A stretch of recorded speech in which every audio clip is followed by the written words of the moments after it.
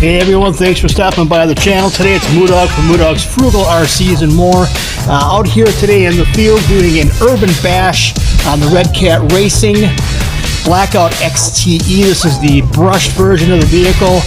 Blustery cold day here in southeastern Wisconsin, but I want to give this the best possible test in the harshest possible, for me anyway, conditions. Stay tuned, guys.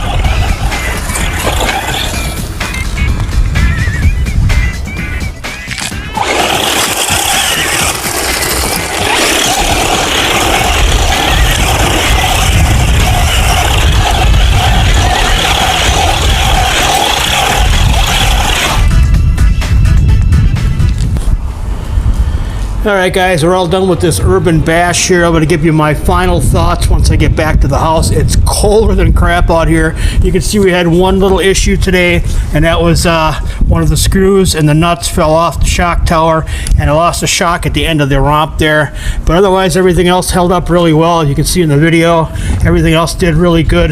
I don't feel the motor's gotten really super hot. It's kind of hard to tell. My hands are like ice right now.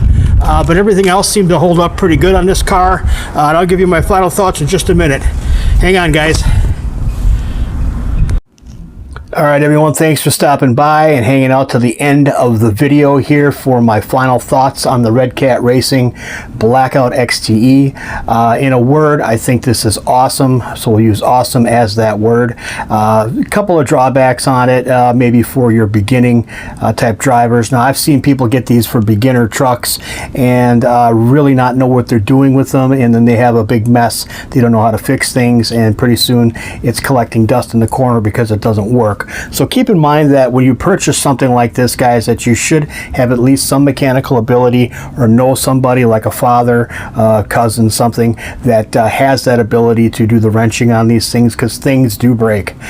They do break, and it's just I can vouch for that. You saw what happened in the video where I ended up losing a bolt and nut for my shock mount, and that kind of put me out of commission, ended the drive right there. So that being said, is this for everyone? Well, it all depends. It's a good starting vehicle to get into the hobby more seriously, something that can be upgraded pretty easily. Parts availability is off the charts. You've got parts all over the place for this thing. You have USA based out of Arizona support. The ability for this thing to run on 2 different battery chemistries, as well as a 11.1 volt 3S battery. So I think that's pretty cool. I think this is a good start into the more serious hobbyist. If you guys are really starting to think about, maybe you've got a few of the other ones, some toy grades, maybe some entry-level hobby ones, and you really want to get into the hobby a bit more seriously and think about doing some brushless upgrades and getting some speed out of this and being able to do a little bit of jumps, that type of thing. This is a good way to start. As mentioned before, product support is out of Arizona, USA.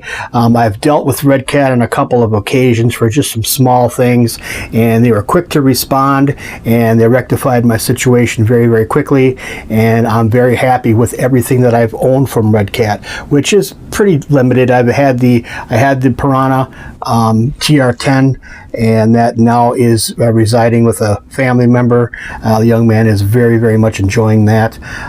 So that being said, guys, I want to show you the inside of this thing one more time here and kind of go over why I think that this is a nicely made vehicle. Now, we've seen this before. I've showed it to you guys before, but I'm going to do a little bit more of a close-up view on it. You can see there's a lot of parts on here, a lot of screws, a lot of bits and bobs that can loosen. So pre-drive or pre-bash safety checks are always good to do. Make sure you're tightening these screws up. This is the screw that I lost. Nothing that a quick trip to the local hardware store didn't remedy, but still, you want to make sure that all your screws that can vibrate loose are tight. Make sure that your wheel nuts are tight as well. I had a wobbly wheel on here as well when I got this thing off of the bash that you just saw in the video. Make sure that you're keeping things clean. Now, this is pretty dusty because it was out being thrashed in the dirt and gravel. So make sure that you're getting this stuff cleaned up, and make sure that if you do get it wet, that you're blowing all the water out of it, and you're using a WD-40 to kind of displace whatever moisture is left over. I'm running in here now. I was running in the video a ADC 5200 milliamp per hour 2S LiPo battery. This is a Gold Bat branded battery. I may be doing a video review on these. I just started using these recently at a pretty good price, so those seem to be working out really, really nicely with this. I'm also going to be doing a speed test on my vehicles coming up probably within a month or so to give you guys an idea what these things will do out of the box. But my experience tells me, and the field tells me, that this is right around 25 or so miles per hour as it sits right now with the LiPo battery in it, maybe a little bit faster. The nickel metal hydride cell that this comes with is going to be a little on the slower side. The discharge rate on those is a little bit slower, and the power curve is a little different than a LiPo. LiPo, you get like instant power right away, and that's going to depend partially on the C rating on the battery. This one's pretty high, so it goes pretty good. But you can see, guys, a lot of bits and bobs, a lot of parts on here, so be aware of that if you guys are purchasing this as a first vehicle. Know somebody that knows how to get this thing put together. And we're not even talking about opening up these cases. So you start opening up this, taking this bulkhead apart here and opening up this differential case here, you're going to find a lot of parts inside the differential once you get that out of there. So I mean, there's a multitude of parts in here, and it can be kind of intimidating. So either know what you're doing pre-buying this, or have someone, one of your friends or family members, help you with this if you ever have to wrench on it. That's pretty much it for the video, guys. I thank everybody for stopping by. Thanks to all my new subscribers for coming on board and dealing with me in my growing period here. If you guys have any questions at all regarding RCs, this vehicle, or others, make sure to put a comment in the comment section below. If you like the video, give it a thumbs up. If you don't like it, give it a thumbs down. I'm trying to improve my content, trying not to go so long in the mouth here. But that's pretty much it for this one, guys. We'll see you all in the next one, and God bless the Republic.